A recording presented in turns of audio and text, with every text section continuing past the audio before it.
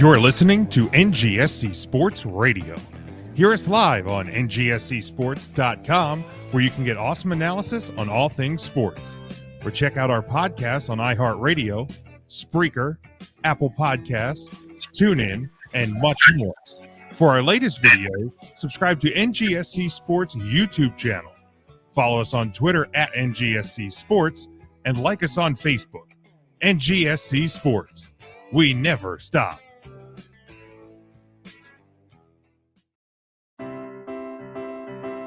Are you looking for a place to listen to your favorite music and sports? Look no further. WLSN, the Lieb Sports and Music Network, is a web-based music and sports network. Our network was created to provide authentic, high-energy entertainment through live streaming to a national audience. We play popular music while hosting podcasts from all over the world. Curious? Check us out on the web at liebsports.com. That's LEEIB sports.com. Or find us on the TuneIn Radio app. Got Alexa? Just say, Alexa, play WLSN on TuneIn. WLSN is America's #1 blog-themed sports and music network. Hey, everyone in, let's go. Huddle up on 3. 1, 2, 3, huddle up.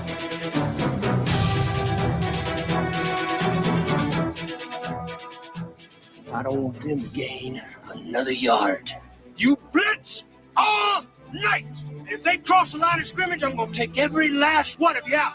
You make sure they remember forever the night they played the Titans.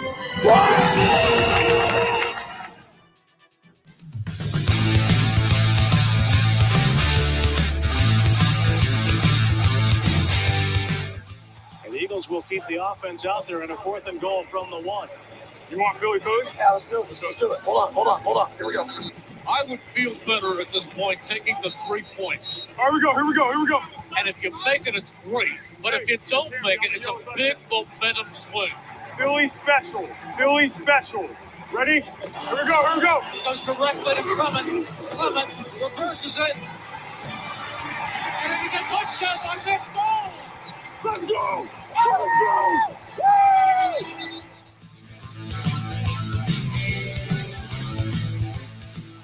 Russian 3, dropping 8. Uiagalelei steps up, loads and throws. It's caught. It's pitched backwards, up in the air. It's on the ground, still in Clemson's hands.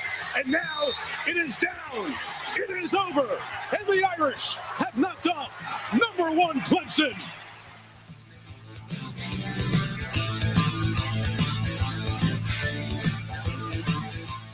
And now, welcome everyone to the Huddle Up Podcast. We did it our way, baby. We did it. What's going on, everyone? Welcome to Huddle Up Podcast. We are live on Tuesday, November 9th, 2021, and we are live on Facebook, Twitter, and YouTube. If you are not subscribed and following us there, make sure you do that. Subscribe on all podcast platforms, YouTube, and make sure you check out our merchandise over at whatamaneuver.net, our home network, NGSC Sports at ngscsports.com, and the Lieb Sports and Music Network, LEEIB Sports.com. Got the familiar faces, and we also have Matt back with us. Matt, how you doing this week, buddy?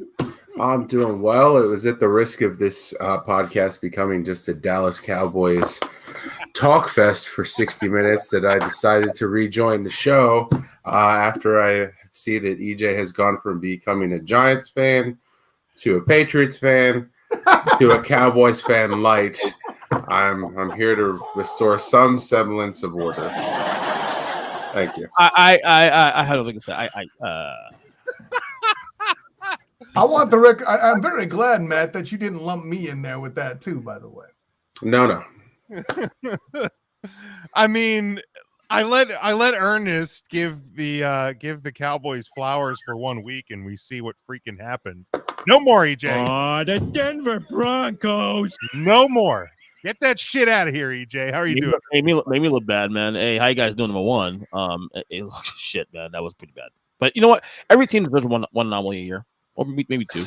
But Yeah, and that was kind of the theme of the weekend, and we'll certainly get there. But student of the game, Kyle Nash, how we doing this week? Hey, I'm great, man. Listen, I think you forgot to release your new audio clip of the end of the game where Purdue beat Michigan State. I'm kind of shocked you don't have that in there. You know, considering how your team beat those juggernauts. You know, I mean, I don't want to rub it in too much. The you do. The wide-ranging success of the football program at the you do. I mean, you rub it in every week with his Patriots losing that Super Bowl with that Philly clip. So I can see why you don't want to do more damage. Well, I mean, thank God for 1 week that I have one of the Eagles fans here that can actually love and appreciate said clip. What's up, Devin? How you doing? Only cares about me and Matt, apparently. So no, that's we know we're the guys on the bottom. Oh, what's up, Devin? There's a reason we're what a dick. I get it. I know my role. Devin, the fuck?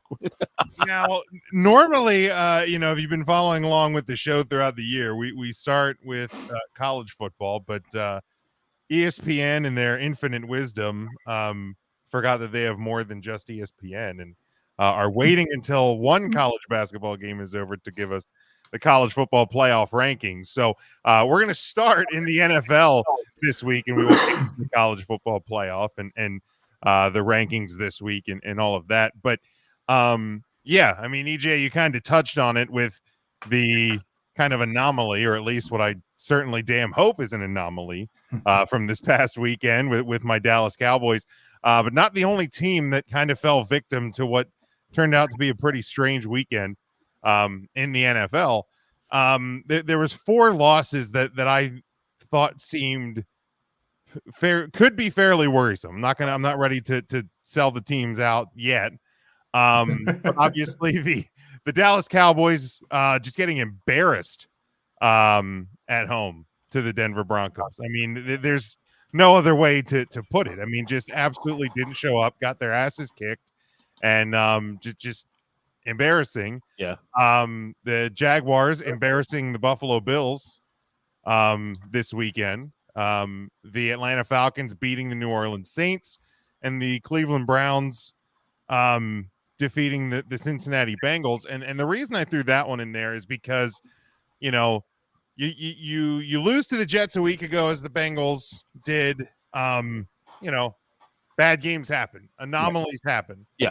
But now this is 2 weeks in a row. I get it's a divisional matchup. I get, Cleveland, maybe they had addition by subtraction by getting rid of Odell Beckham in that locker room. But Matt, since you're back with us this week, out of these 4 games, unless you have another one, because there were some other weird results. Giants Raiders too, another one. Giants Raiders, absolutely. Anytime the Giants win, it is certainly an alarming thing. Certainly an anomaly. What you said, shit. I mean, not that EJ would care, being not a Giants fan, but right. Matt, you out of these games or any others, what to you is the most worrisome loss from this past weekend? I think if we're looking at most worrisome, it would probably be Buffalo just laying an egg to Jacksonville, because at least some of the other teams can hang their hats on something. They got some points on the board. They did get to, get into the end zone, even if it was garbage time for one Rain Dakota getting his 2 the Denver touchdowns at the end. But I think that my fantasy team thanks him, though. My fantasy team certainly points for Jim. That's right. Yeah, garbage time goes in the fantasy books. It counts either way in fantasy. I think the stumbles that we saw out of Buffalo would probably be the most concerning to me, just because of the stat line of Josh Allen not throwing a single touchdown, throwing a lot of bad throws, 2 terrible interceptions. And then just getting nothing going on the ground either. With him having the most rushing yards by about almost 30 yards, it's a little bit alarming, I would say, to the Buffalo offense, just because that Jacksonville defense is not the Jacksonville defense that took them to the AFC Championship a few years ago. They're still kind of retooling. We've seen a lot of teams put a lot of points up on Jacksonville this year, and Buffalo not being able to do that is a little bit of cause for concern. I'll add this though, Matt, and again, I hold this up. I've been going to the games, covering the Jacksonville Jaguars for the 3-point conversion. The main reason, if you ask me, for the allotment of the points has more to do with the fact they're trying to adjust for not only a rookie quarterback who is improving literally every week, but also a rookie head coach. And you see a lot of the games that they are in throughout the season are a matter of good defense, except for obviously with the Daltons and Trevor Lawrence having his only 300-yard game of the year. But let's remember, with that defense, Josh Allen, I don't know if that was psychology and an instance of self-loathing, but there has never been a guy who has recovered a fumble, gotten an interception, and sacked somebody with his name. I think that's just not a thing. I wish somebody who was commentating that game or anybody that covered the National Football League would have brought that exact point up on Sunday. Yeah. That would have been great if somebody would have brought up. I hear you with a little bit of sarcasm dripping there, but they didn't do it as well as I did, and I know that for a fact. Anyways, no one used any psychology jokes there. That didn't happen. Those be the fact of the case, Kyle. I mean, listen, if you want to check out how exactly I put it together, you could go to the 3-point conversion YouTube page and see my rundown. And there it is. There you go. But what I would also add as well is you mentioned this defense. Say what you will, Matt. I'm not here to tell you that they're God's gift, but they're better than you think. Are they 98? Certainly not. But they're not bad. Josh Allen's been doing this thing all year, and Shaquille Griffin needs his props. When they played the Cardinals, regardless of what the scores, he held DeAndre Hopkins to 3 catches for 21 yards. In this game, Stephon Diggs had 5 catches in the 50s yards. And that's with Shaq Griffin covering. Really, if you ask me, for the Bills, it came down to Cole Beasley dropping crucial passes. Insert vaccination joke from Jim, and we can move on. So you're telling me that the Jaguars defense that gave up 37 to the Houston Texans is not as bad as they seem? That's correct. Okay. Not now, that was week 1. I mean, that was week 1 too, right? Okay. I mean, because math. I'm just alarmed Cole Beasley didn't catch it. That's all I'm saying. If you're a Bills fan, you should be. Yeah. I see what you did there. Kyle, do you, out of these games, great points aside, is there a result from this past weekend that you consider the most worrisome? Most worrisome? Oh, the Denver Broncos. Listen, y'all are crowning Trevon Smith, and Jerry Jeudy went to work, ladies and gentlemen. I hate to be the bearer of those bad news, but that's a thing that happened. Okay. Oh yeah, I'm well aware. Mostly because I'm saying that because I get the opportunity to say that he had 6 catches for 69 yards. Oh, right. So no, but and then on top of that, we start to see that stopping the run may still be an issue for your Dallas Cowboys, and you have to be able to do that in this league. Yeah, certainly, no doubt.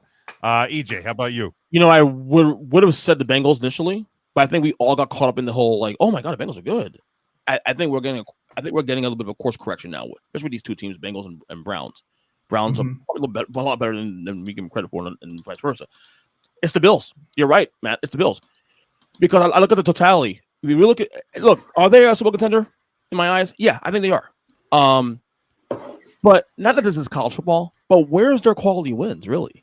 They beat Kansas City back week 3, week 4, which in hindsight right now looks like a whatever win because Kansas City's now through 10 weeks. It looks pretty. They're falling out of the top 10. Man, right? It didn't make a return this week, even though 1-2 in a row against the Giants and the fucking Aaron Rodgers-less Packers.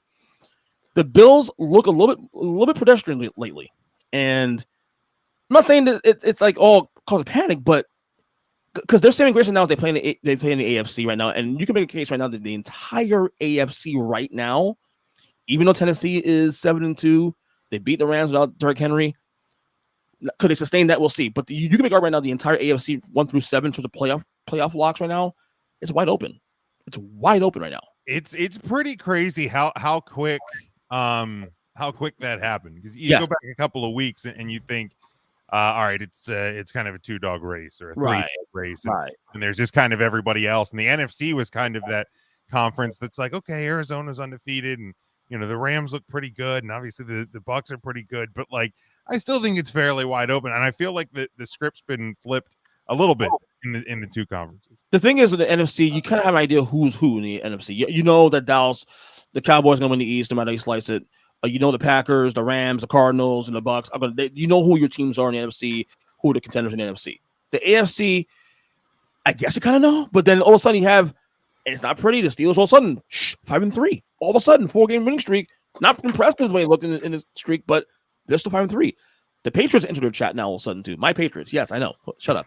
I didn't say no, this time. no, I'm saying it now. I'm going to claim it. No, the Pats entered their chat number 2. And now the Browns.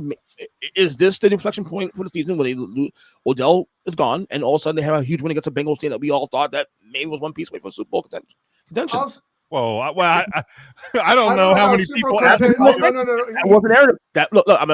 That was the narrative 3 weeks ago, buddy. I don't know anybody outside of Skyline Chili that was talking about the Cincinnati Bengals being a Super Bowl contender. I mean, when they beat the Ravens 41-17, there were probably some rumblings of this team is legit because the Ravens were kind of in that talk too.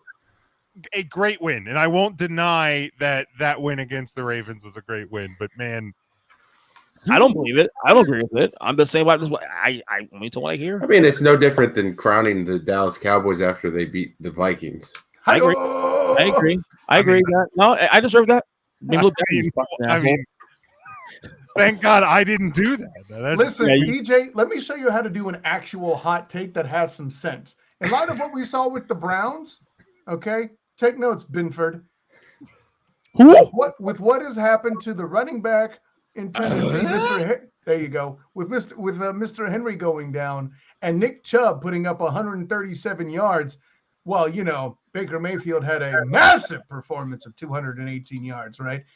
Is Nick Chubb an MVP candidate at this point?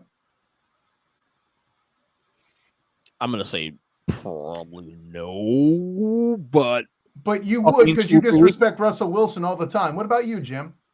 Is Nick Chubb a MVP candidate? It ain't Baker carrying that offense. So I agree with you. Certainly not, but I don't know that I would put him in the NFL MVP discussion at this point. Do I think he's the MVP of that team? Sure. The whole league? Nice save, Jim. Right now, no. Right now, no. And right now, no is See me in 2 weeks. See me in 2 weeks. Oh, yeah, and that's fair. I mean, he was splitting carries early on too, so now that it's his backfield to kind of take over, I think we could see him make a case for it, especially since he seems to be the only running back that can probably get the stats to do something like that. That's my page, man. Exactly. Point. Especially when you have all the turmoil. We know it's not the receiver core because we can declare addition by subtraction. And in the meantime, the reason why that happens, why Adele is gone, is not Maker Bayfield. Okay? Yes, I did that on purpose. It's Nick Chubb. Okay. But the Browns are probably I think we may have had a course correction with both these teams now. This week might have been an inflection point both these teams in a way. Here's what I think about the Bengals. I think you have an extremely young team that is going to have big wins and bad losses. I mean that's exactly what they are. In some ways, like the win against the Ravens, is that them partially getting here ahead of schedule a little bit, but then reality sets in a little bit, and when people start talking about you, then you maybe you start to listen a little bit. Maybe you start to take things a little less seriously. I will say, though, Jim, the troubling part of this whole loss, though, is the fact that you lost to the Jets, and then so if you win this game against your rival, that kind of gets taken under the rug. Now you're not just lost to your rival at home; you got fucking beaten the shit out of. Mm-hmm. So now what? Yeah, and I mean that's the thing with 3 out of the 4 losses that I highlighted, because yes, the Jaguars Bills was only 9-6 final, but when you're talking about the spread of the game and you're talking about what the Bills were kind of expected to do in that game, outside of Atlanta, New Orleans, which was a close game. I mean, these games by all accounts were beatdowns. Absolute beatdowns. I'll be honest with you though. If I'm Buffalo, I'd rather gotten blown out. Honestly, at least you know what you burn the tape and move on. Bad day, hangovers, whatever. The fact that was a close game and you couldn't get over the hump, and you're clearly a better team than Jacksonville. That says more to me. That's more trouble. You think an offense led by Josh Allen with Stephon Diggs and scoring only 6 points isn't a burn the tape game? No. I'm saying if they gotten blown out, that would been. I'm saying that doesn't matter if they got blown out. This is basically a blowout for all intents and purposes. Yeah, it's a bad loss, but I mean, to me, I'd rather got. Weren't they favored by what 14 points? 14 points. Like that. It's a blowout. It's a blowout. No way. I had Jags on plus 14. You know, for me personally, the Cowboys loss was the most worrisome. Just in case you don't know, gambling, sports betting is now illegal in Florida, so I'm kind of excited. So. Of course you are, you degenerate. You're welcome. You know, because to me, it's where do the Cowboys go from here? Do you take this as a wake up call and you know, really refocus and not let this define your season, or do you let it fall off? I'm not concerned yet. I mean, you had your you're not a Cowboys fan who's had to watch this team do this team. I understand. I understand for the last 20 years. The rug is be pulled up. I get that. But this loss, I mean, it's a bad loss. This is a burn a tape game for the Cowboys. You didn't show up. That's it. You just didn't show up. Yeah. Next week, you know, you had to feel good last week with the other quarterback was a Rush. His name, whatever fucking his name is. Cooper Rush. Riptide Rush. Thank you. Whatever. Remember Cooper to Cooper, right? Come on. That's right. Yeah. My point is, this loss, the more burn tape. Move on. Now, if they lose next week, who they play? They could play. Is Atlanta? Yeah, they have Atlanta this weekend. If they lose to Atlanta, you lose to Kyle's fraud cons. No, Danny's fraud cons. Well, Kyle by proxy. No. Here's the part. Here's the part that we all need to be careful of, though, gentlemen. Okay. With the Bengals, I know it's easy to sail them up the creek and talk about them effing up. They lost 34-31 against a quarterback they didn't have tape on, and they played against a Browns team that happens to be great at everything they suck at. It was a matchup problem for all intents and purposes in that game. Okay, now for me, what I'm going to kind of think is if I see them go out against the Raiders and get plastered, then I'm worried. Well, they got a bye week this week, so they can use the bye. I mean, their next game. No, I'm saying overall narrative. They got a extra week to, figure things out. Yeah, no, that's a great point. But I also think that at the same time, maybe we're again course correction. I had them as a 5-win, 16 team tops this year, so they've already overshot their expectations through the first half of the year. I actually forget what I have them at. And I don't have my paper. Dread.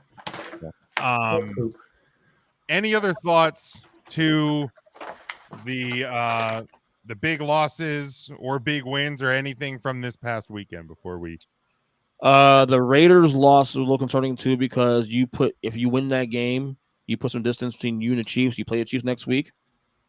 You know the Chargers won against Philadelphia, although Philly's been playing. You know, honestly, the record doesn't really indicate it. Yeah, I mean, they've been kind of frisky. there's they're that word. They're kind of risky, dude. I wouldn't go that far. Come on. When you have the Eagles fan laughing at that, I'm talking up the Eagles now. Dial back on the F words. There you I call the Eagles. I think that if anything, that Arizona looks more impressive considering what they can do with their backup in. I completely agree with you on that one. And by the way, one more thing, I think the Packers had the best of the Super Bowl tiers that lost because all those teams that lost this week, 5 to 6 teams, all Super Bowl tiers go into the week. The Packers had the best loss of the weekend because they actually moved up my rankings this week as a result. Which was absolutely retarded and stupid and maybe the dumbest thing you've done. What do we do about that? I mean, look what we do about that.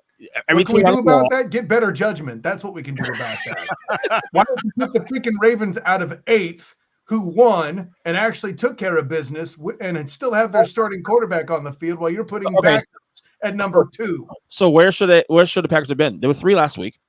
Every team had them outside Arizona lost. Where'd you put them? They should probably because they have and you would because you've justified it this way before. You could probably take them out of the top 5. Where in the bottom 5, I don't care, but they should not be in the top 5 at all with Jordan effing Love as their quarterback. Well, Rodgers will be back next week, though. I mean, unless they levy some sort of suspensions. They're not. They're not going. They got fined The tonight. NFL hand down $300,000 to the Packers and 14,500 to Rodgers. You're assuming more won't come out. The Rams would have stayed at 2, but the Rams lost pretty bad to a team without Derrick Henry. I mean, it's. Oh yeah, a team without Derrick Henry that has AJ Brown and Julio Jones in the receiver core. Yeah, what trash that is. But you got blown out by that team, so just saying. Yeah. Maybe you just don't know enough about Ryan Tannehill that he's better than you think. You live in Miami. I think he's a good quarterback. I think he's a solid quarterback. He's not top 10. But you're still going to take a giant dump on him because Derrick Henry's not there. Why is that a dump on him? Why is that a dump, though? Mm-hmm. The Rams were number 1 in the power rankings last week. Mm-hmm. Number 1. Who knows? Kyle? More of a quality loss than a Jordan Love quarterback team. Hey, Jim, I am so blessed to have Kyle. I mean, you are not a hot blonde chick. Leave me alone. You guys want to keep fighting? I got a whole blonde wig. It's a heap of popcorn. Your popcorn is amazing. Jim, it's the time of year where Walmart sells the nice tins with the different flavors of popcorn. You can probably elevate your popcorn game a little bit. Dude, that's movie theater popcorn. It's a tad. It is. It's a tad, buddy. Yeah, it's not like it's styrofoam that's buttered. No, that's quality popcorn. It is. I am checking ESPN. We'll see if they started doing this fucking show yet. Oh yeah, I have all of them down. They are on air right now. All right, let's look right now because we're basically now at the midpoint of the NFL season. Oh, they're revealing it right now as we speak. Yep, I have them all. We'll get there. Mm-hmm. Yeah, how about you let the host the show there? No, I have my phone up. That's what I'm saying. Look at it. Yes, the producer usually is quieter.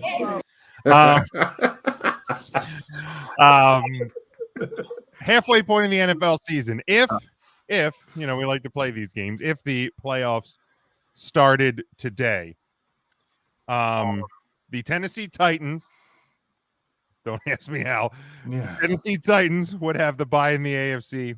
The Arizona Cardinals would have the bye in the NFC. Your AFC matchups would be the Patriots at the Ravens, the Steelers at the Chargers, and the Raiders at the Bills. Your NFC matchups would be the Falcons at the Packers, the Saints at the Buccaneers, and the Rams at the Cowboys. So we'll go around the room here. Who do you think, if the playoffs started today, would advance to the second round? We'll start Patriots at the Ravens. Should I even ask the Patriots fan who disrespects the Ravens in his power rankings? Oh my God, that was awesome! Should I even? We know your answer, Kyle. The very reason I have him that low is the reason Lamar should be MVP for the record. But go ahead, EJ. Just for humor's sake, who would you have winning this game? Probably Baltimore. Probably Baltimore. Kyle. I mean, listen. I love that Bill Belichick is getting back on the radar like he is and showing people that this whole Tom Brady's the reason trash is stupid. But yeah, no, I got the Ravens winning that game. Say what you will about Bill Belichick on defense. Patrick. Let me try that again. Lamar Demetrius Jackson. I need to get a rewind sounder so we can fix those mistakes. Yes, that's right. Hey, I'm just happy I remembered his middle name eventually. I was struggling with that one for a while now. But yeah, no, Ravens. Matt. Yeah, Ravens. I'm not buying into the Patriots hype with a rookie QB at this point. They'll get there. No worries, EJ. They'll get there. They're getting there. What's up, buddy? Yeah. What's so weird though is that like you talk to my friends who are Pats fans, they'll tell you like, well, what are you fucking talking about? Like, this guy hates the Patriots. So I mean, it's weird. And just like I've never seen Bruce Wayne and Batman in the same room, I've never seen these people.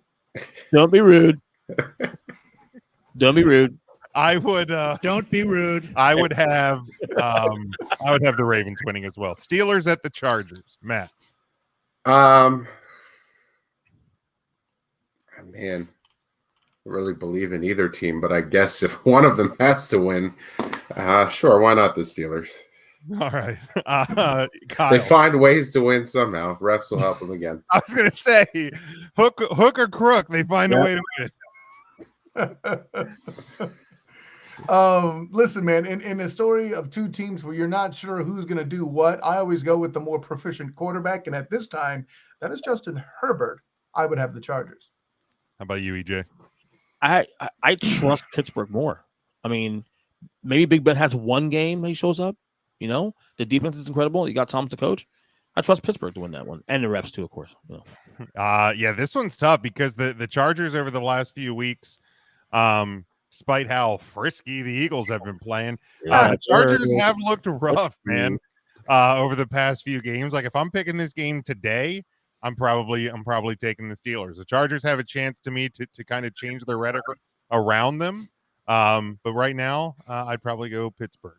Then we have the Raiders at the Bills. EJ. Oh, it's the Bills.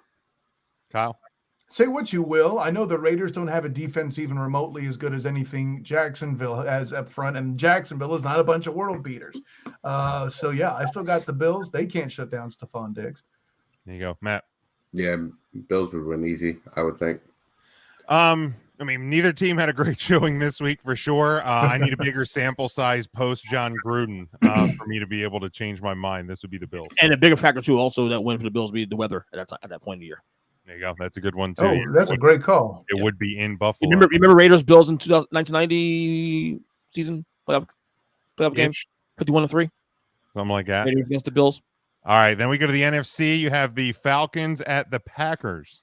Matt. A terrible game. I'd assume at that point, Aaron Rodgers would be back. So the Packers.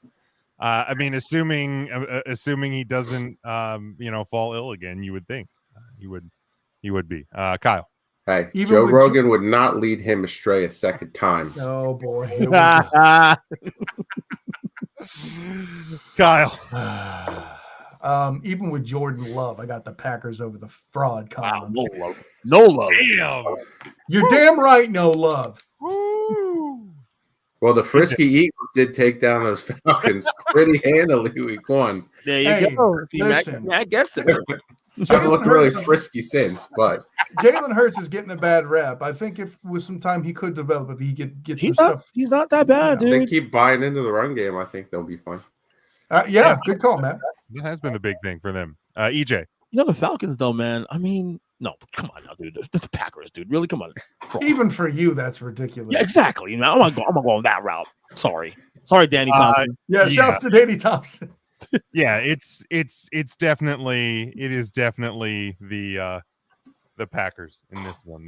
There's no other way. Then we go to the Saints at the Bucks. You know, a rematch of a couple of weeks ago when the Saints came out on top. Could they do it again, EJ? Oh no! It's in Tampa. No. Brady, this is Brady's time of year, man. Come on now. Come on. Next question. Kyle, insert the joke and then give your prediction for the game. You're wrong, Pats fan. It's that defensive line's time of year, not Brady's. Whatever. I have the Bucks, even with Jameis Winston. See what I did there? I see what you did there, Matt. Yeah, the Bucks. Because if the referees like the Steelers, they love Tom Brady, and he's not losing in the playoffs. Smoochie boochies. Love that. Yeah. Hi-oh. I mean, it's going to be Trevor Siemian or the guy I forgot his name for the second week in a row, or Taysom Ian Hill. Taysom Hill. There we go. That's how good he is. Oh, Phillip Rivers. Or Ian Book. So God. no, it'll It just keeps getting worse. Yeah. I've seen Ian Book in playoff games. It doesn't end well. Man. Oh, rim shot. Hey, at least it's not Jimmy Clausen. Hey, he never got to a playoff. Yeah, the Bucks, absolutely. And then the Rams at the Cowboys. Matt. Ooh. Well, I mean, the Cowboys are different this year, but not different enough to win in the first round of a playoff series. Don't be rude. Rams. Asshole. Don't be rude. Oh, we killed Kyle. Oh my God! They killed Kyle. You bastards. Kyle, Rams at the Cowboys. See, this is how much of a professional I am. I have to perform a quick seance and answer this effing question. I'm, yeah, right. Regardless of how I feel about Dakota Prescott, even if Trevon Smith is doing his job, which he didn't this past week, that's an awful lot of firepower to account for. And oh yeah, Aaron effing Donald. I'd have the Rams just on general. Oh yeah, and Von Miller now too. Dear. Yeah. I have the Rams just on general principle. Yeah. It's not great. EJ. It's easy. I mean, it's not even about that. Hey, Stafford took a week off. It's about the defensive line and the defense of the Rams, and it's going to be Von But Miller. EJ, you have the Cowboys, Super Bowl contender. They're different. It's a bad matchup, though, man. If you told me you're playing Atlanta or the Saints, even, I would say, okay, go ahead. Yeah, I mean, that's the thing, and it's how quickly this changes. Because a week ago, it would have been the Saints at the Cowboys, the Cowboys winning easy, and I would love for the Cowboys to win this game. But man, that's a tall task. That's a big ask. For Defensive side, I mean, I don't know if we can believe in Dallas's defense enough to assume that Matt Stafford's just not going to torch them with all the weapons he has. Well, yeah. I mean, they've been better, but they still have a long way to go, and they're still getting burned in certain spots. And if you can't disrupt them at the line of scrimmage or in the first 5 yards. You're in a whole mess of trouble trying to defend the Rams. So yeah, I'd love to pick my Cowboys, but I would pick the Rams in this game as well, unfortunately. So hopefully over the second half of the season, the scope of that week 1 changes because I don't want any bit of this matchup. You better hope so. Get that bye week, buddy. For the Cowboys, they you can still get it. I mean, you play the Cardinals at week 17, week 16, so. Something like that. Yeah, something like that. It's coming down the pipe. All right, let's then look at the big 4 games in the NFL this weekend before we go to the world of college football. Teams on a bye this week: Bears, Bengals, Giants, and Texans. And then we start with 2 teams we were just talking about with these playoff matchups. The 4-4 Falcons are at the 6-2 Cowboys, who are 9-point home favorite. 53.5 is your over/under on this one, Sunday, 1:00 on Fox. EJ, we'll start with you. Say again one more time. I'm running out. I got my list of predictions here. Can you play that clip again for me, Jim? Cowboys. You need to leave. Cowboys -9, 53.5. I got Dallas to bounce back here this week, and if it over/under, I'll take the over here on this one. Kyle. Well, even if Matt Ryan uncharacteristically plays clutch, this Cowboys team is different to win games that they would otherwise, lose this time a few years ago. So I do have the Cowboys taking care of business, and once again, revealing the fraud that's out there as they have in the past with the Panthers and the Vikings. Matt. Falcons plus the points and the over. Wow. Yeah, I think that the Cowboys are still going to be questioning some things from this past week, so I'm actually go Falcons to cover. I think the Cowboys still win this game. Oh, ye of little faith on your team. Unbelievable. Again, you haven't watched this team like I've watched this team. You know what I loved about this weekend, though? Stress-free for me. No Giants football this weekend, so stress-free. Well, yeah, you don't have to worry about them beating your Patriots because they won't be playing them. We're going to talk about your stress here in a second, EJ. We'll get to it. Don't worry. And I will take the over as well, because I want the fantasy points. I have guys on both teams. All right, then we go to the 5-4 Browns at the 5-4 Patriots. EJ, like I said, you have some stress this weekend. The Patriots are a 1-point home favorite. 45.5 is your over/under on this one. Also, 1:00 Sunday. This one on CBS. So Matt, did we? Yeah, we'll go your way this time.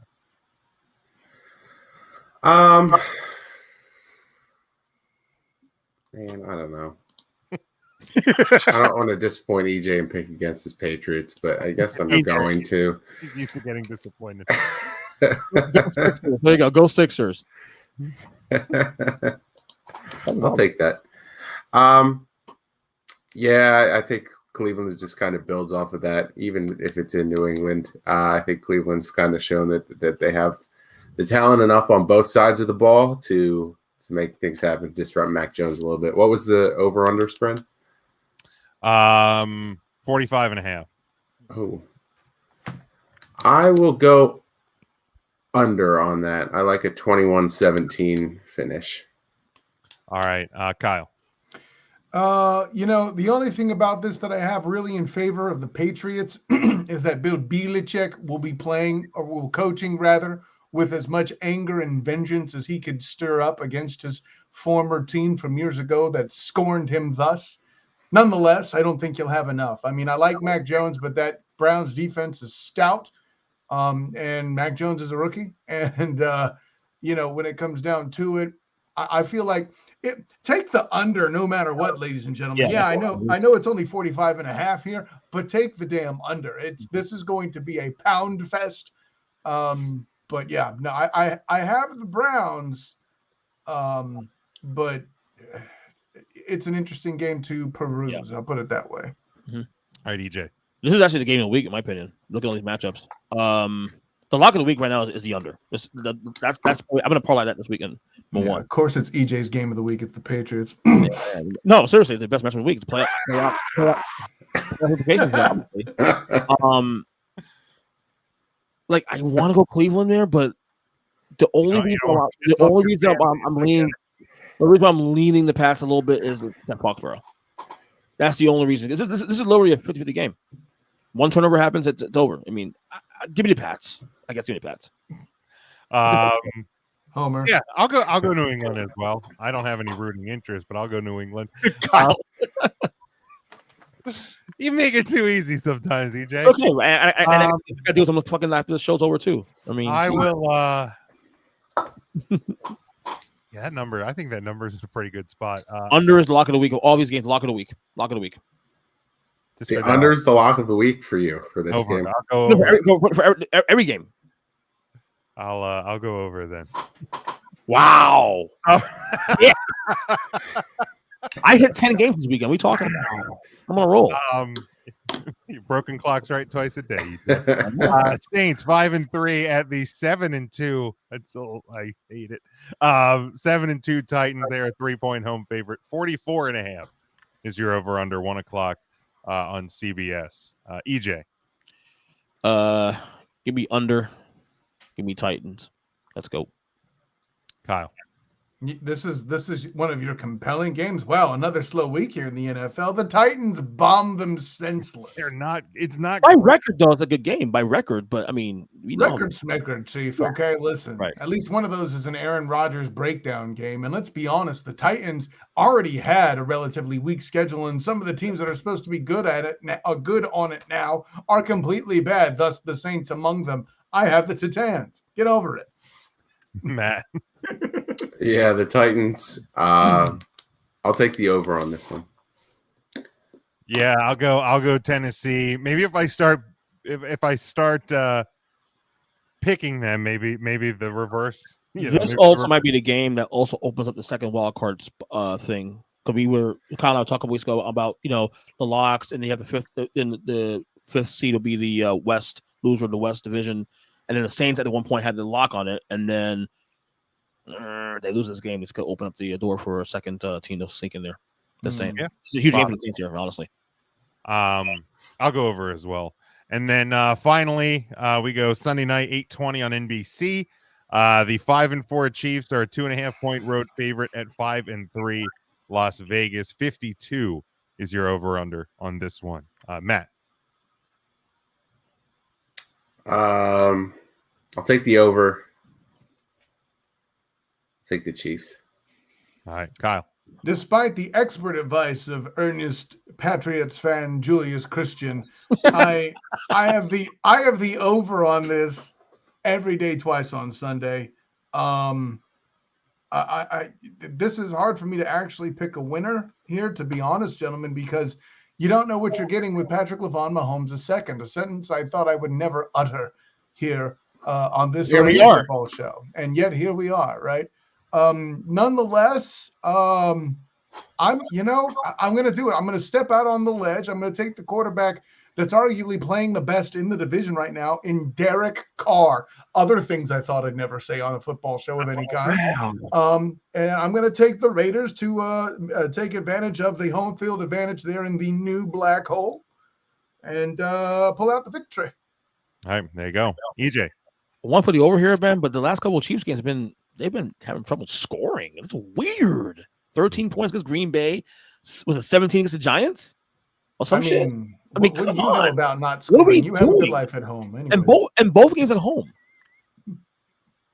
I mean, James, how funny. You heard my joke? Yeah. I heard a joke. Okay. I ignore the ignorant. But anyway,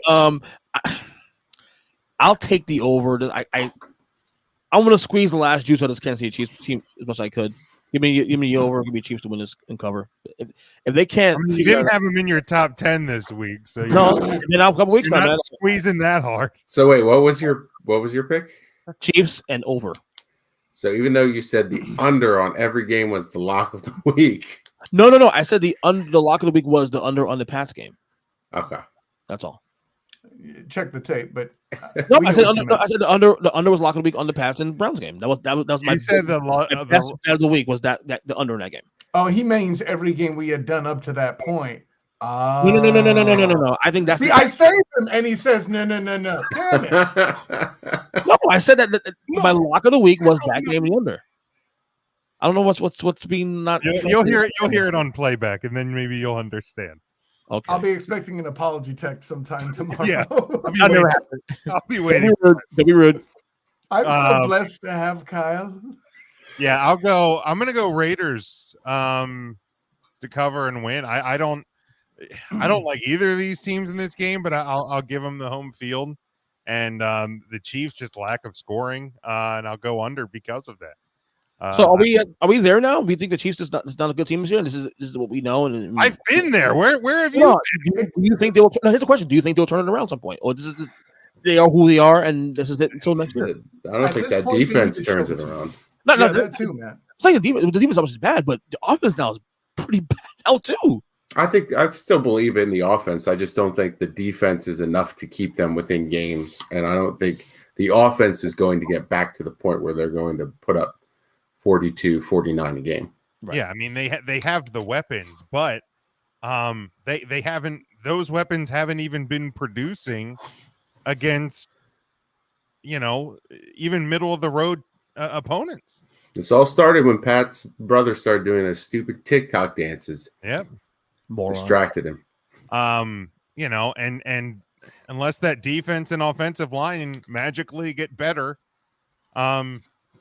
I don't see him turning it around. I just don't. I apologize, Matt. When you said Pat's brother earlier, I thought you were referring to EJ. Pat's brother. Dick. Anything else?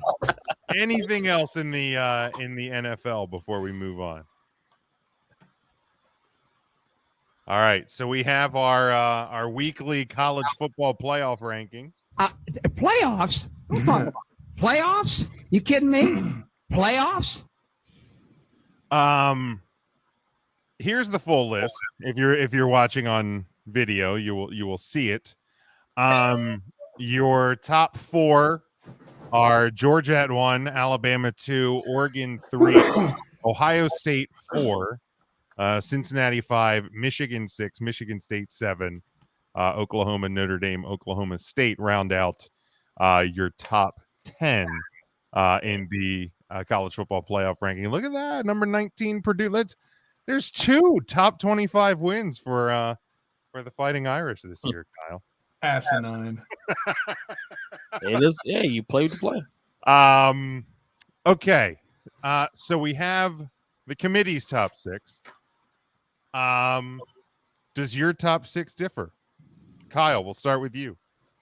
Does my top 6 differ? Excuse me. How does your top 6 differ, Kyle? See, now that is Big J journalism that our good friend Big Jim Neese just executed right there. He knows what's going to happen and leans into it. These jackwagons actually leaned into the damn Oregon pick so much that they artificially raise Ohio State to 4th.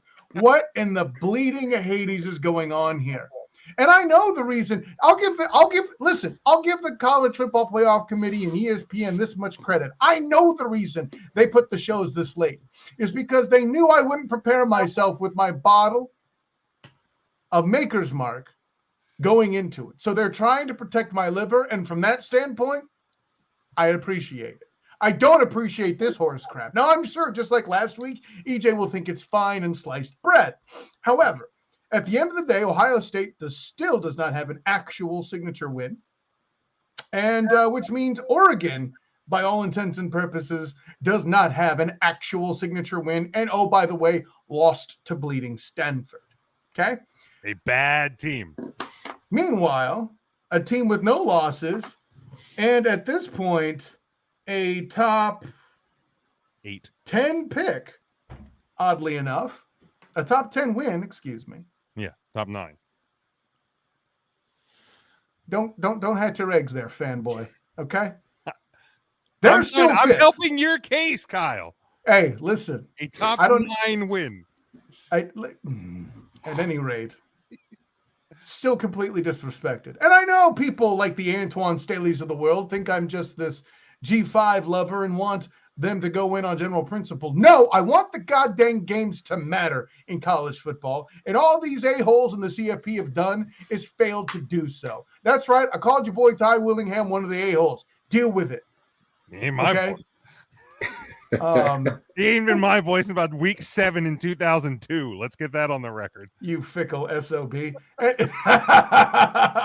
No, but I mean, listen, and they're up here doing ridiculous other PR crap, like putting UTSA in the top, 25 at all. Like, come on, just stop it. You're embarrassing yourself. BYU is in the top 15. You're embarrassing yourselves, guys. This is, I can't. At least Oklahoma is still only 8th. I mean, heck, you know what? Do me a favor, Jim. Talk to your boy Ty, see if they can alter the schedule and get those two teams to play so you can beat them and we can stop seeing them in the top 10 at all. How about that? Well, I mean, again, I think Oklahoma finding their way out could happen as soon as this weekend. But I suppose I could staple wings to my wife's cat and call him, a monkey. But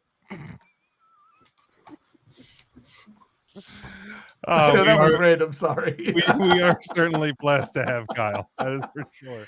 But at the end of the day, Oregon is not even in the top 6. No, because I'm angry. No, I'm kidding. Oregon, actually, I would probably put Oregon. See, Joe gets it. Joe's a Notre Dame guy. He gets it. I don't even know what to do with these busted ass rankings, man. I don't mind Georgia and Alabama up top. I'll grant you that.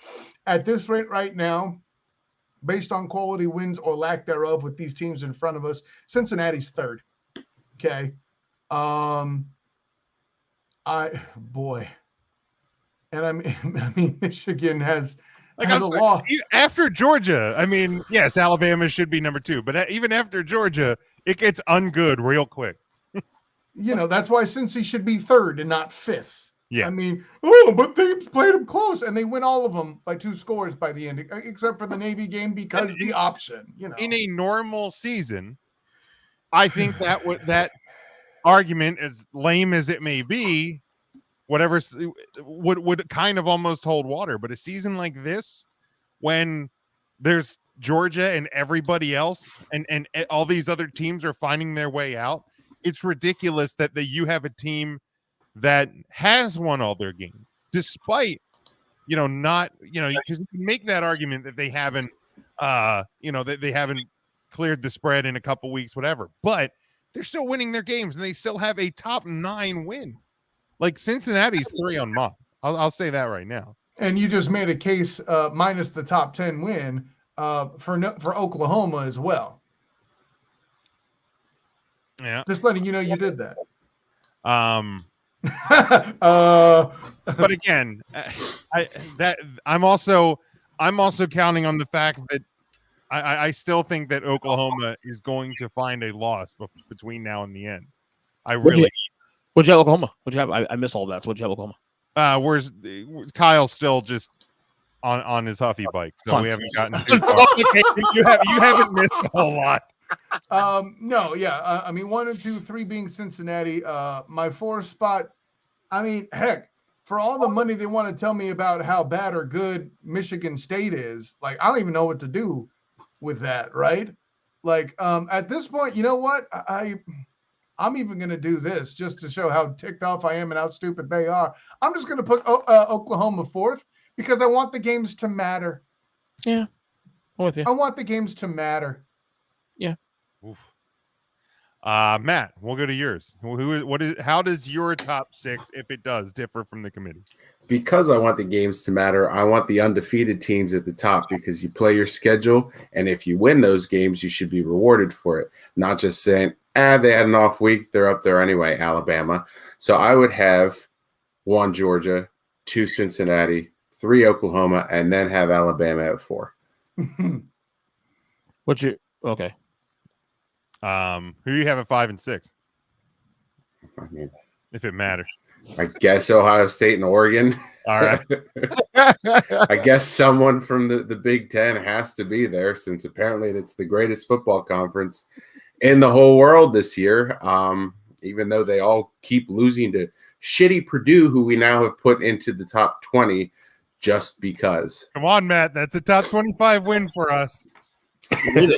You need to wait it. Yeah. That's 2 quality wins for the Fighting Irish. Just keeping their hopes alive.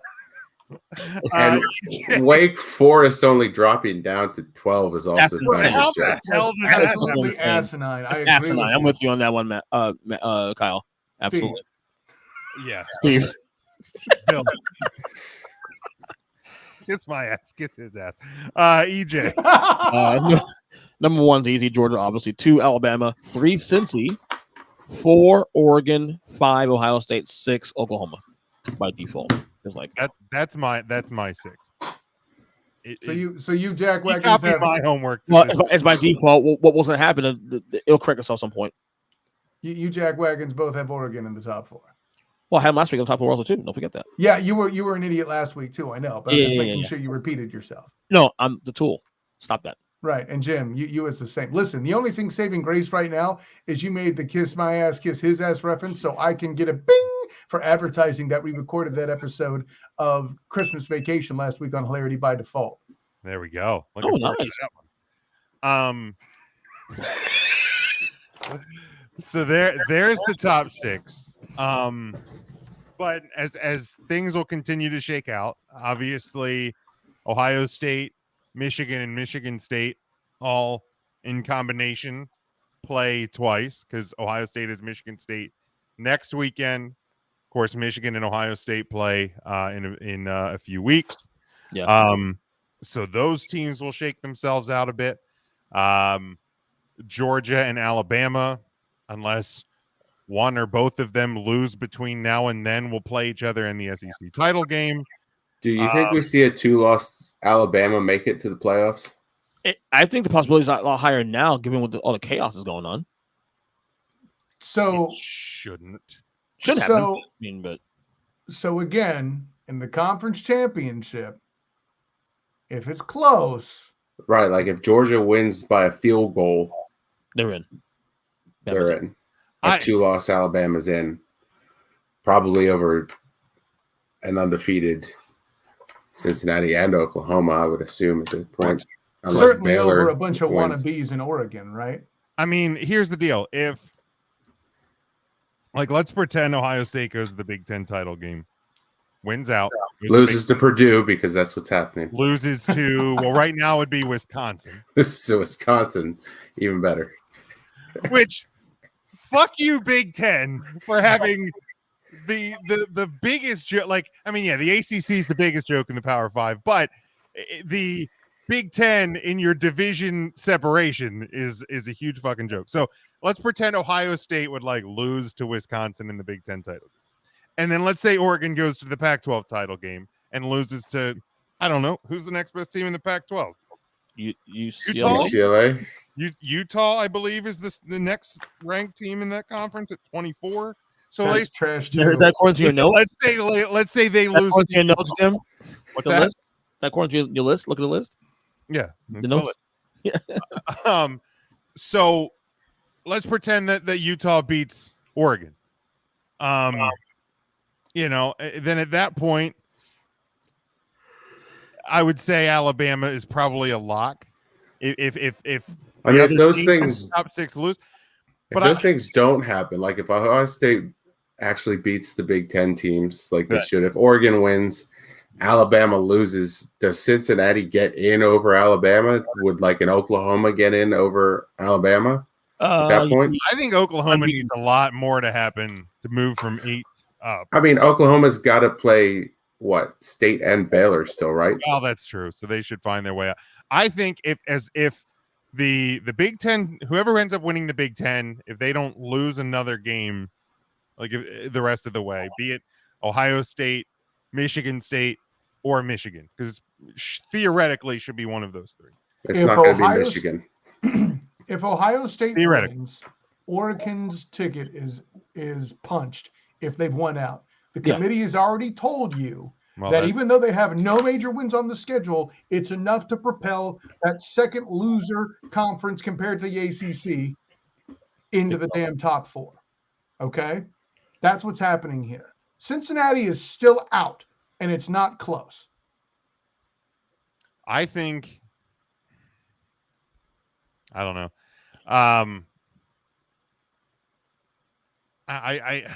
It sets a really weird precedent. Like, can they just say, it was a weird year and a 2-loss Alabama gets in? The more chaos that happens, have you seen that all year long?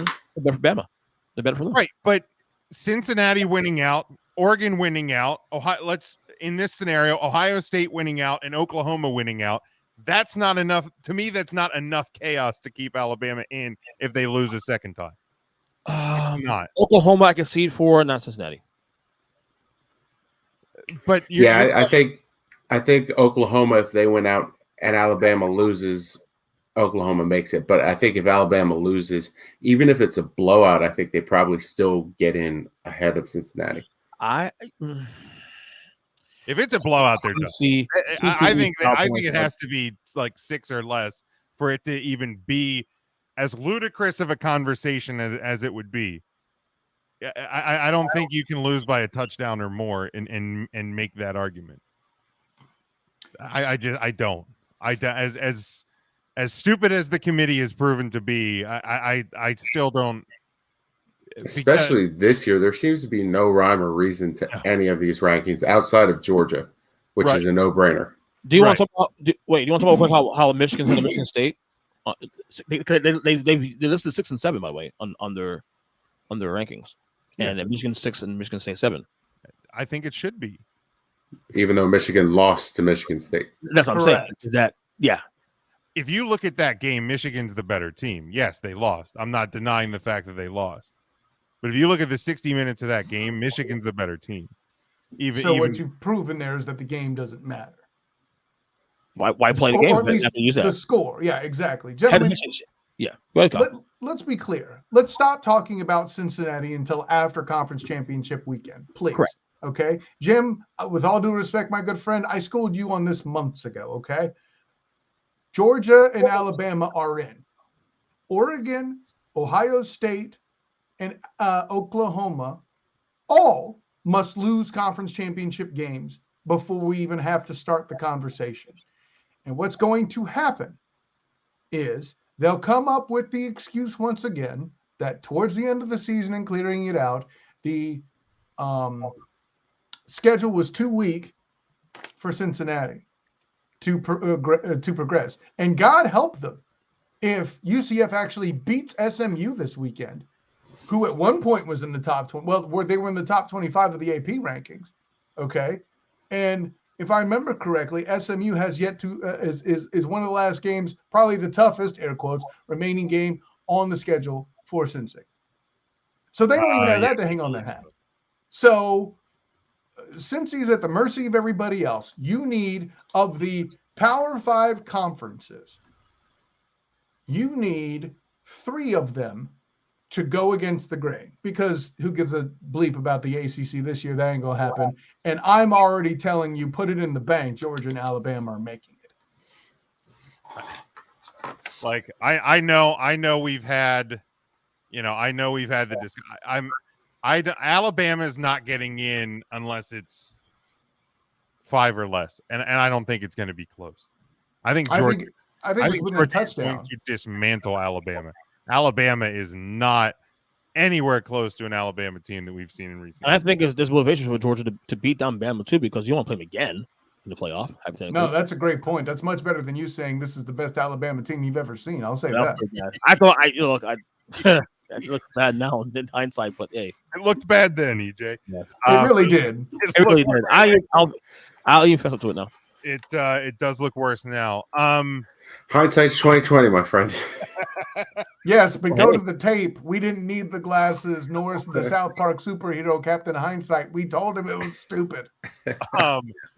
But yeah, I don't think it's gonna I don't think it's gonna be close. I think as it shakes out, I think you'll see Alabama find their way out. Now, will enough things happen for Cincinnati to get in? The only thing they can do at this point is style points. Win and win big the rest of the way, and hopefully that might somewhat sway some voters. And even then, you start to wonder. I mean, they had an opportunity to do that last week. Like, you would think they would have been annoyed with their ranking and wanted to make a statement, and they just laid an egg.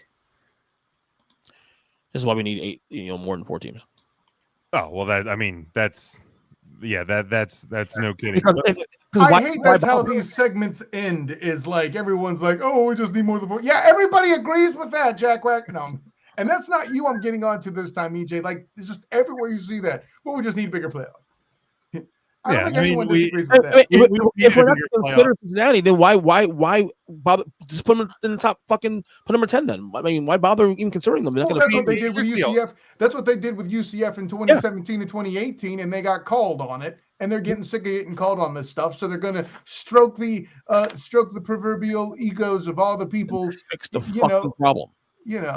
Right. I mean, if Cincinnati's not going to make it this year, then why even rank them? Fuck it. Group 5 teams. The way they do it is at least the theory I've heard is that they put the top 4 teams they think are the best at the top and rank everything below it to justify it. And this is evidence that happens. Yeah, I mean it pretty much looks like it. Before we get to the pick'ems for the week, looking just outside, because we've kind of been living in that top 6, top 7 zone, but outside of the top 6, which of this week's rankings is Michigan State, Oklahoma, Notre Dame, Oklahoma State, Texas A&M, and I'll stop there because Wake Forest. Wake Forest at 12 is just such a damn joke. Too. I would say you could say Baylor before Wake Forest. That's a better shot. I think that those 3 teams successively, Wake Forest, Baylor, and BYU, is absolutely stupid. Oh, it's absurd. It's absolutely absurd. But so yeah, let's stop at 11 with Texas A&M. From Michigan State to Texas A&M.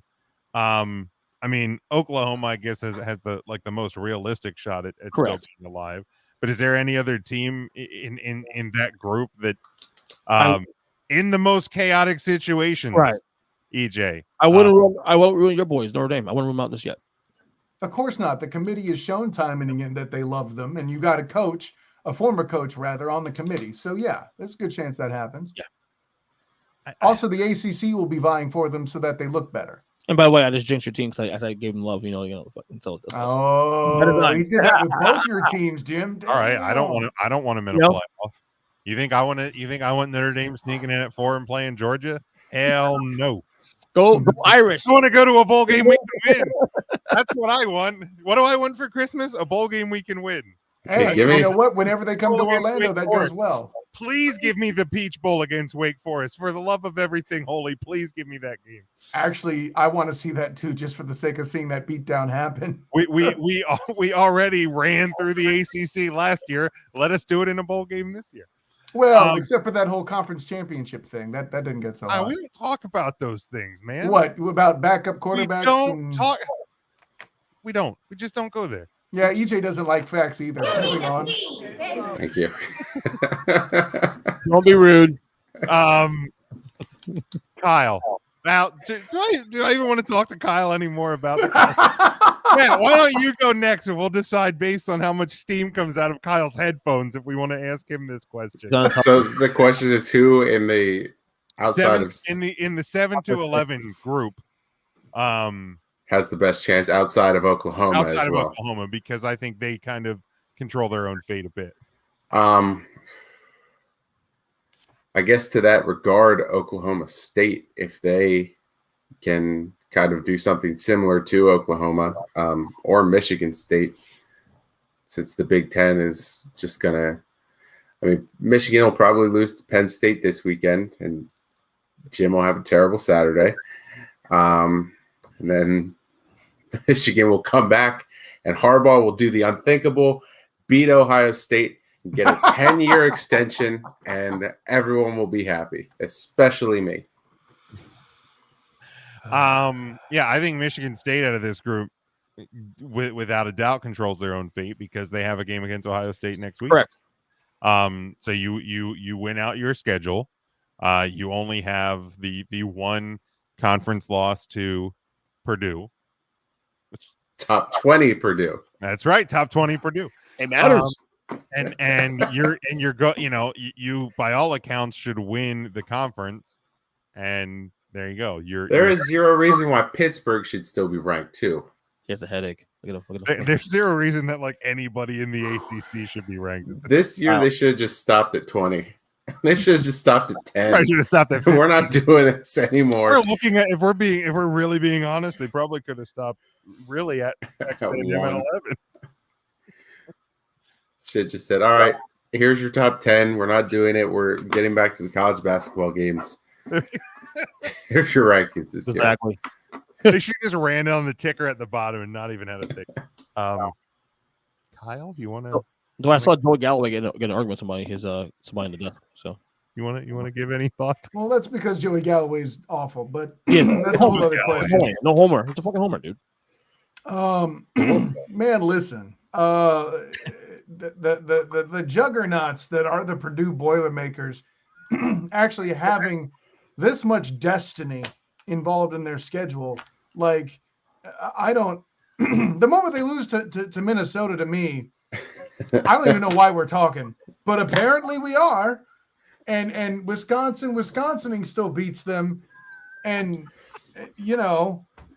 and then they had Notre Dame on the run before they got squeaked by the team that went to overtime with the team that lost to Jacksonville State.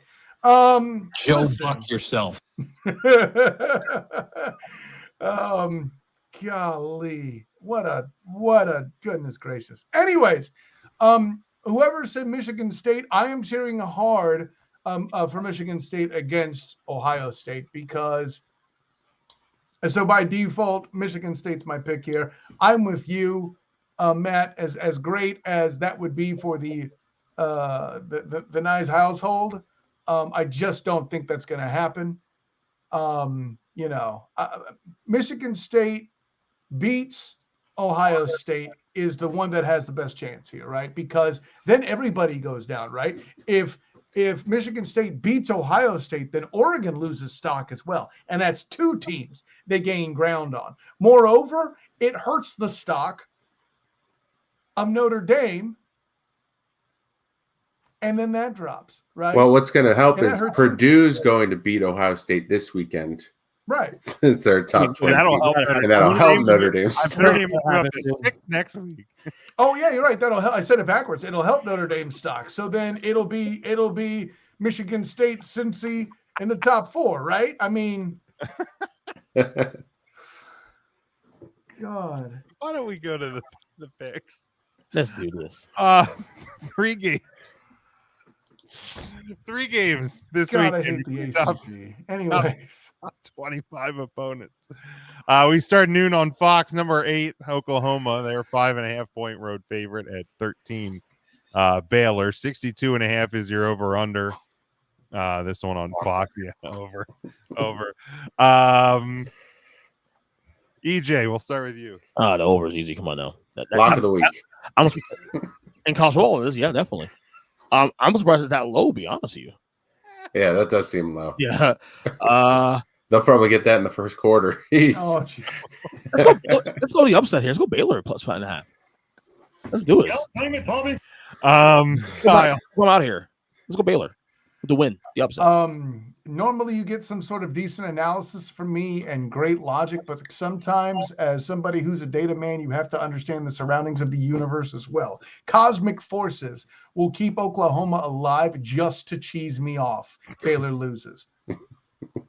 You're a goddamn genius. Matt. Yeah, 100% take the over. I have not bet the under on an Oklahoma game all season. I've won every single one of those bets. So continue taking the over on that one. And I mean, if I think they have the best shot, and I don't want to see Alabama in the playoffs with 2 losses, then I got to keep rooting for Oklahoma. So Boomer Sooner. That's a good point. God, that sounds awkward coming from you. You sound so happy to say that.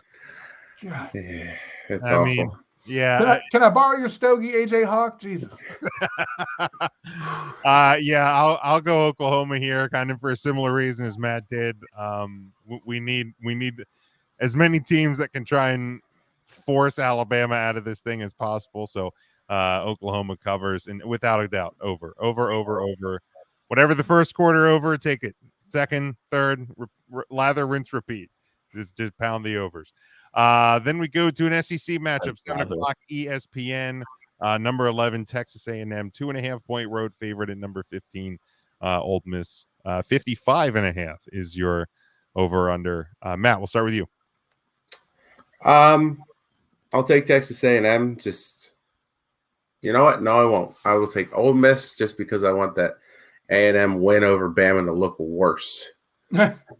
So hey, now you're thinking it through. Ole Miss, and I will take the under on that one. All right. Kyle. This is a sneaky good game, but I have Texas A&M winning nonetheless. Yet they do bad enough overall and keep it close to lessen the quality of the Alabama win, so everybody gets what they want. All right. EJ. I'll take A&M's all too, but I'll take the under on this game. I'll go Ole Miss in the upset at home. Let's delegitimize Alabama more than they've delegitimized themselves. What's that even mean? No. And the under 55.5. How do you delegitimize the best program that money can buy in college football? Well, I mean, you lose to a bad Texas A&M team with the third-string quarterback, and then they end up losing to a middle-of-the-road Ole Miss team. There you But go. enough about Dan Mullen. Oh, sorry, I got mixed up. That's SC. Anyways. Jesus. Boy, yeah. Those Florida fans with their give this guy a lifetime contract takes look real bad. Hey, you want to know what looks worse? When UCF is the first college in the state to get bowl eligible this season with all their injuries. That's what looks worse, ladies and gentlemen. You mean Florida State didn't? Number 15, NC State at number 12 at Wake Forest. I don't even want to say no. I don't even want to say what they're ranked. 2-point home favorite. 66.5 is your over under. 7:30 on the ACC network. Dear God, pity the poor soul that has that. EJ. Let's go Wake to cover, and I'll take the over. Why not? All right, Kyle. You know, they say go woke, go broke. Well, go Wake. It's fake. I got NC State. That's your boy Clay Travis, by way of the words. Yeah, but mine again, obviously far more funny. Thank you. Yeah, I totally agree with you. Without question. Matt. Wake Forest, I guess, and the over. And you didn't want to touch the Purdue Ohio State game this week? Oh shit! Yeah, my bad. Because when I was originally looking at these games, and you thought, what fool would rank Purdue? The college playoff committee and said, "What kind of idiot would rank Purdue in in the top 25?" So yeah, we'll get that in a second. But okay, for this one, I'm gonna say North Carolina State. because Wake Forest actually just gave up another touchdown to North Carolina just now. And without question, I will take the over. Because, like, didn't that North Carolina Wake Forest game clearly over like 3 minutes into the third quarter? So why would I think defense starts to happen now with this? Yeah, why start now? Right. Yeah. But enough about the Big 12. All right. Then we go Saturday 3:30. Number 4 Ohio State, number 19 Purdue. Okay. Ohio State 20-point home favorite. It is in Columbus. 62 is your over under on this one, Matt. I mean, I will take David Purdue to stay within 20 points. They'll still lose to Ohio State, but I think only by 14. And I will take the under on that one. All right, Kyle. Sponsored by Natural Light. This is the Hold My Beer Bowl. As much as I want to take the juggernaut that is Purdue, I'm afraid the train gets me. The Giant Slayer. Yes, right. Far be it from me to take David Purdue. Right, exactly. Ohio State, much to my chagrin, where all my Ohio Homer fans will certainly try to tell me that they're worthy of this spot when they still know damn well they don't. Shouts to LA Broadus and Drew Glukov. EJ. I'll take Purdue in the points. Ohio State wins, obviously. And what was the over again? 100.5. I don't know. 60 something, right? Dude, send some notes. I'll go under. I'll go under. 62. In EJ's credit, I didn't have this game on the list. That's true. And you couldn't get to him anyway, since he's in the back of the security van right now. That's right. He doesn't have internet there. I'll go with Christ. If it was in Purdue, I'd probably want to even predict Purdue to cover. I'll go Ohio State plus and over. Big Ten doesn't play defense either. So yeah, over. Anything else before we wrap up this week, gentlemen? I'm kind of depressed because my favorite rivalry of all time in sports history is this weekend, and no one gives a fuck for like the fourth time, just fourth straight year. Miami, Florida State. Yeah, no one gives a damn. Gosh, that was the bomb in the 90s, right? Can you play the Nelson Muntz clip for me, Jim? Oh no, you're awful. Which one? I can just voice act it. Please. It's so depressing though. Like, and it's like this year, like the last 4 or 5 years, because it sucks. Are we still on the same topic? Just saying, it's just sad. When was the last time that rivalry was relevant? EJ? The 90s. I think Nixon was an offense. The last I actually remotely was probably early 2000, like maybe 10, 2011, when Miami was trying to get competitive for a little while. Forrest was on top. The 90s. Stop lying to yourself. You know what I'm saying? No. Well, a lot of it's because Miami has been bad for a long time too. Oh, sure. Jameis Winston is a thing, and they had a good team for a minute, no doubt. It's been a long time though. Yeah. Well, so you said the early 2000s, so the Al Golden years was when that.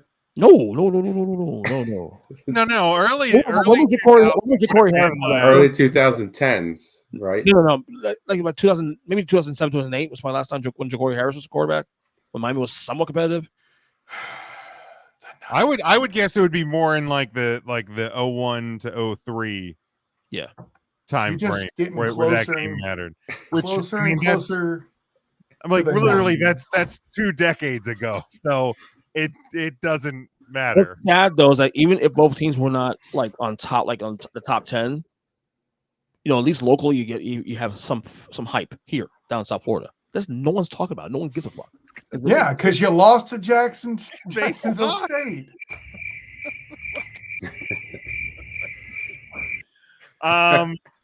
Go Giants. You kind of dunked on your power rankings this week, EJ. So I think we'll let you slide on that for this week. What was the problem with power rankings? You got a problem with it this week? Here we go. Asked and answered, counselor. Objection. All right. So this week, your top 10. Do you want me to read them? You want to read them? I'll read them. Want me to? All right, go ahead. We're gonna do this. Okay. So this is the earnestly speaking. Week 10 power 10. As I bring it out, give me 1 fucking second. God, it's not even ready. I have it ready.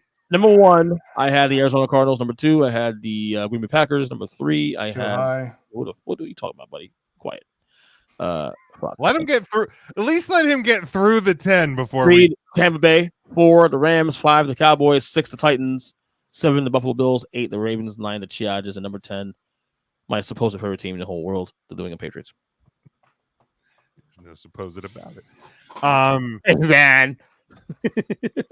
I don't see. I don't even care where you had them a week ago, and I don't see how you have the Titans below the Cowboys. Okay, so again, they were not on the list. They were not even on the fucking list last week. That's to start there. Which makes it more ridiculous, actually. But go on. Aren't you the same guy that's been shit on the Titans all fucking year with Derrick Henry? Yeah, one done, and now you also they needed 2 officiating breaks to beat the Jags, for Christ's sake. Right, and so now this week, without their best player, they beat an NFC Super Bowl contender. You know, in Los Angeles, but yet the Cowboys get their MVP back at home against the Broncos. And completely lay an egg. I don't. And in week-to-week ranking, I can't. The Cowboys were way too high in his rankings. I agree, Jim. That was my main takeaway too. Even over the Jordan Love-led Packers being 2, really? Okay. Like I don't necessarily have the Packers at 2 if I made power rankings, but like I can almost see keeping them high because it's not a situation where like Rodgers is going to be out for a long period of time. Like they were missing their best player and still almost won. Yeah, it was a mediocre team, but and whether I don't necessarily think they should be number 2. I guess my thing here with Tennessee, because Tennessee seems to be the biggest talking point of this whole thing for me. No, we lost you. Check your connection. I'm back. There we go. I know. Good. I'm glad the Mob family didn't. If Tennessee continues to sustain this going forward next couple of weeks, then obviously it changes. But I don't expect them to be this good the rest of the way. I mean, at least a Super Bowl tier, but we'll see. They change mind. Hey, and when Aaron Rodgers is actually cleared to play, fine. You have a better case for the Packers at 2. No problem. I mean, they're the best loss of the bunch. Again, it was hard. To me, I think it means more to me that you had the Titans too low last week and maybe even further. Because if you still had the Chiefs in the top 10 a couple weeks ago, the Titans have beaten the Bills. Right. They slaughtered the Chiefs. They beat the Colts, a division rival, and then they dominate the Rams. They beat the Colts with a self-inflicted wound there too. By the way, doubt. Chief. Let me. Okay, so had Derrick Henry not gotten hurt in that game last week, because a lot of reasons why they weren't in my top 10 last week was solely because Derrick Henry was hurt out for the year. That if he's healthy, I would have my top 10 last week easily. So Derrick Henry missing, big deal. Aaron Rodgers still not cleared, no problem. Got it. Yeah, and yet they were in that game against the Chiefs. Again, that was not a blowout. I think it says more about the Chiefs than it does about the Packers. I guess. Well, maybe. I don't know. Maybe we'll to me, to me, this Sunday proved what I've been saying about the Chiefs for weeks. This was a weird fucking week. Oh, it was definitely a weird week. In your defense, EJ, this is an awkward season once again. I don't mean to just say that repeatedly. Right. Like, we legit have some nutsoid-ish going on in both college and professional football. Awesome. It's awesome. Oh yeah, who's complaining? Oh, it's fun as hell. To quote myself, and I'm here for it.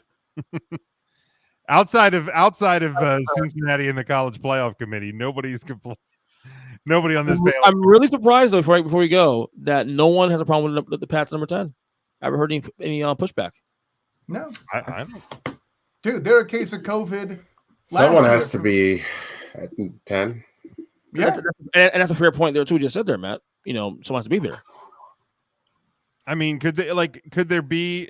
I don't know who else there would be. Steelers? No. I mean, no. I love that you had the guts, EJ Christian, to put them ahead of a Cleveland Browns squad, despite them dominantly beating the Bengals. I love that you had the cojones. But there's a method by madness. They play this week, so that problem will fix itself. Oh yeah, there's a method there, and yet Aaron Charles Rodgers still not cleared to play. And if the Bengals hadn't lost to the Jets the week prior, then maybe I'd think about the Browns over the Patriots with the same win. But again, that will fix itself this week because of the two teams playing there. So yeah, right. But yeah, otherwise, I mean, looking over the rest of the league, it's not going to be the Saints. It's not going to be anybody else in the NFC. And you already have the Chargers in there too, don't you, bud? Chargers are at 9 on his list. Yeah. So, and I'm not complaining. That's why. I mean, really, it's really in my mind, it's Patriots, it's Raiders, or it's Browns or Steelers. Those are your other options. And if you're looking at those four, the Patriots are the best of those four. Well, the Saints. No, stop it. But I'm saying that's the point. But as a Pats fan, he's not going to put in the Raiders when they couldn't beat the team that he hates the most. As a Patriots fan, That's true. 60 I mean, his sons Logan and Wes would have no part of that. What? You obviously named your son after Logan Mankins. You're a Patriots fan. I love it. It's so asshole. You know my oldest son's name's Eli, but go right ahead. My dog's name's Osi, but go ahead. Yeah. Eli Weston Christian. On that note, I will see you, Kyle, on Skype. All right. Yeah. You guys have more work to do. So yes. Let's close this thing up. Matt, we'll start with you. Where can people follow what you're doing? Yep, you can follow me on Twitter. It's at 3CT Affiliate. On Thursdays, I'm on a wrestling podcast called 3 Count Thursday. Tune into that. Hear us talking a little bit more about other companies than WWE. It's like the host has kind of lost his mind. We're talking about other stuff. I will continue to come back on here when I can, just to alleviate some of the Cowboys homerism coming from EJ and to a lesser extent Jim. But I am pleased to be back here. Miss you guys. Talk soon. EJ, go ahead. You follow me on 3 Count Thursday. No. Earn Speaking Podcasts on all podcast catchers. Take the Wrestling Podcast. You love wrestling as well too. On Twitter at EJChristen7. And yeah, that's it. I'm gonna go finish up my Football's Awesome podcast with Kyle to close out. Hey. And then yeah. All right, student of the game, Kyle Nash. Where can people listen, honor, joy, and privilege one more time, gentlemen. Of course, I am Kyle Nash, the student of the game. You can find me on Twitter at the SOTG. Find me on Instagram as the same, the SOTG. Find me on Facebook as the student of the game. Little something different in a rundown. Check out my coverage of UCF basketball, both men's and women's, with the black and gold banneret. Third language. That's a thing that comes around to. Yes, Kyle, it's covering college basketball. A sentence I never would have thought I would have said out loud, and they're paying me for it. Whatever. So, with that in mind, check out the black and gold banneret. Shouts to my good friends, Jeff Sarin, Eric Lopez, and Drew Glukove, who you will see do his work as well with the black and gold banneret surrounding UCF football. So there's that. Of course, check out my writings for UCF college football for this season and the Jacksonville Jaguars. Well, I was there in person to see Josh Allen unload himself on Josh Allen. And more to come. Also, college bowl games will be covered by the 3-point conversion this December. So look at that. Look for all of that to happen by my hand at the 3pointconversion.com. Of course, check out my work in movies and pop culture as we check out what movies are required viewing. As I mentioned tonight with these animals here, we went over and recorded the episode for, finally at long last, National Lampoon's Christmas Vacation, which, by the way, the only vacation movie with the Griswolds that doesn't feature the song Holiday Road, even though it opens with them driving as a holiday-related movie. One of the several things we'll analyze in that episode. Check it out on Hilarity by Default YouTube channel. Good time all the way around. You're still included if you're willing to take the leap there, EJ. And of course, check out my work with oldschool101.com and A7BM Sports with the Captain and Company Morning Show. My good friend Captain Chris Hill, as we do our thing, doing all sorts of stuff around the community and all that. It's a good time all the way around. Gentlemen, shouts, of course, to Jim. EJ, I'll see you soon enough. And, of course, my favorite AJ Hawk stand-in, Sir Matt. Still no Stogie, though. I don't know. Maybe that's why you dunked on EJ so hard. Anyways, until next time, my friends, class dismissed. What a fucking novel. We were writing a blog there or something. My goodness, we have to I'll just make sure, have a whole I'll make sure segment. I'll make sure it's an audio book so EJ will actually consume it. Oh, you got one more in, folks. I didn't think it was possible. You can follow me at Big Jim Sports. We, of course, follow the show at Huddle Up Podcast on Facebook and Twitter, at Huddle Up Pod on Instagram. Make sure you check out our merchandise over at whatamaneuver.net. Subscribe to our YouTube channel and subscribe to the show on all podcast platforms, Apple Podcasts, Spotify, Amazon Music, and everywhere you can find podcasts. You can check out our home network, NGSC Sports, at ngscsports.com, and our secondary home is the Leib Sports and Music Network, LEEIB Sports.com. Until next week, enjoy it.